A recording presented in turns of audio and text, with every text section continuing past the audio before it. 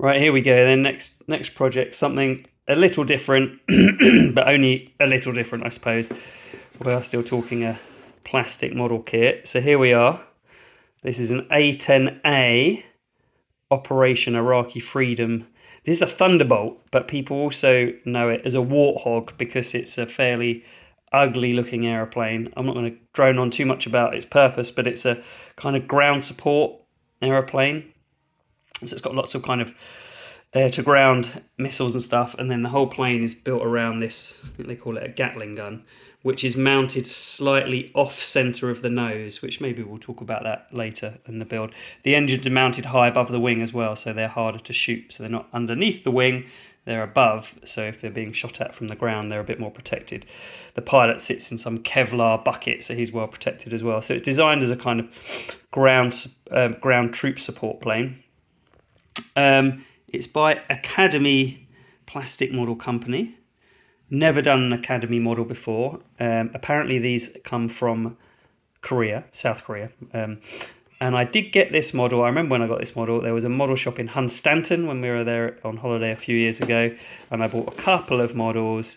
And this one was $13.25, which, yeah, I guess feels like reasonable value for a plane of this size. The box has kind of details of what it will look like, which always terrorizes me a little bit because I think that's how it's meant to be looking when completed by a professional, and I'll never make it look that good. So don't always like it when they have pictures of the completed model. It is a 1/72 scale, so normal scale compared to most of the stuff that I build, various different language stuff, and it says 14 years and up, so okay, a bit more advanced. Let's have a little look. I'll pause this and let's have a look inside the box, having never looked at an Academy model before. Right, we are confronted with a nice kind of warning label or advisory sticker, I suppose, and then, oh, each sprue looks individually wrapped. So there we go, that's the size of the plane. It's going to be bigger. I'll do a size comparison to a World War II model at the end. Couple of sprues in that pack. Couple of sprues in this pack, and then we've got a pretty detailed and extensive transfer or decal sheet. Here are the instructions, and you know what, I'm looking at this and I'm thinking I kind of recognize this, and I think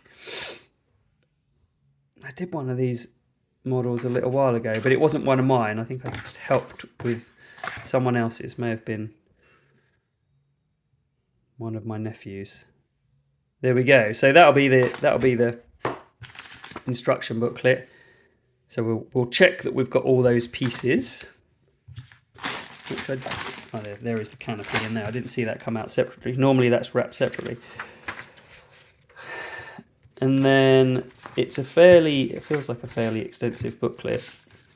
I've got a load of other models actually, which I'm kind of in progress of building. So, there's your paint scheme. So I was going to open this and do a big spray. It looks like 9 steps all told, there or thereabouts. And I was going to do a spray, probably going with something similar to box art. I think it's like a light kind of grey or a silver. I need to have a little look at this. But I will do a build update video as we go, but we're pretty much 4 minutes, which is probably long enough for unboxing a plastic model. So there we go, this is the next project. The A10A Thunderbolt II, I think, or also known as a Warthog.